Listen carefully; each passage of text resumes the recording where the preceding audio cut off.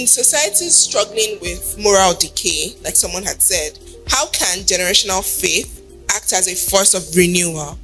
Now, relating back to something that you mentioned earlier, talking about family, because we're looking at the society struggling with, moral decay. Now, I'm an engineer, and of course, when you have a problem, you also want to talk about the root cause, what actually happened. And when we talk about the society does not just spring up overnight. The society starts from the families, And so the basic thing and the most fundamental thing we need to do is to go back to the family. The parents, for us who are parents in this generation, what exactly are we passing down? There's a book that my dear sister has been giving me a push to work on. I shared the vision with her. The title of the book is Parenting the Parent.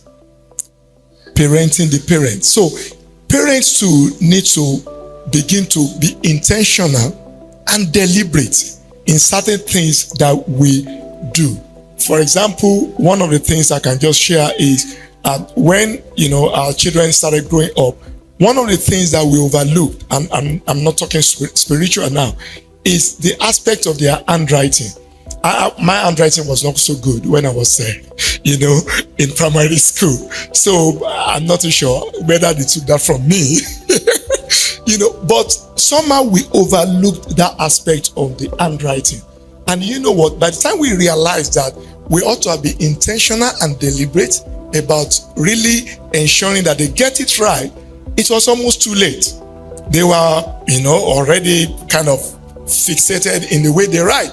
So we had to do a lot of damage control, trying to get them to write very well. And that's just an instance. So for us to get it right at the national level, at the state level, at the global level, we need to look at, the family level to get it right. Then number two thing is that, I use a phrase now, which we use in the kind of organization that I work.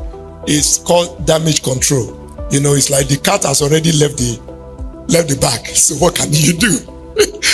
So I think also faith-based organization, there is still so much that can be done. And I like what my brother, shared earlier, and I think, you're actually doing something very, very powerful, that you may not see and appreciate the value now, but you're going to see it in years to come, and the reward of that thing, your children, your generation after, they're going to benefit out of it. Now, faith-based organization, there is so much that can be done. And I'm aware that some faith-based organizations, they're doing so much. Some are going to prisons, some are going to schools, some are going to colleges.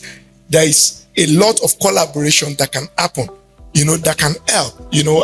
I'm aware that, some organizations, what they do is that they go around, they pick all these, young men who are already into drug addiction and those things, who are into prostitution.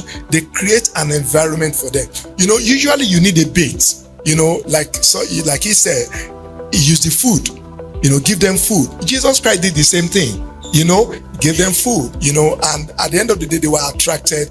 And lo and behold, when they hear when they come to eat the food, they hear the word of God. Gradually, there is a change. One last thing I would like to also say is what I would call transformational legacy. There's so much we can learn from our children. So much. We've gone past the stage or the time, just like my sister shared, whereby when an adult asks a question or when an adult says something, and you want the children not to ask you any question. These children, they want to ask questions, and you have responsibility of answering them. But beyond that, some of the functions in my phone today, I don't even know how to use them. But give it to my son. If I have some problems in the house, I just shut down. I just say, hey, come. And this way they will go around it and they will do it. Now we can use that energy. We can use that intelligence. We can ignite that fire in them. Let them know this faith. Let them understand the basics. And they can take it beyond our wildest imagination. They can use their own lessons of life the flame they catch from home and spread it like a wildfire, even amongst their, contemporaries. Thank you very much.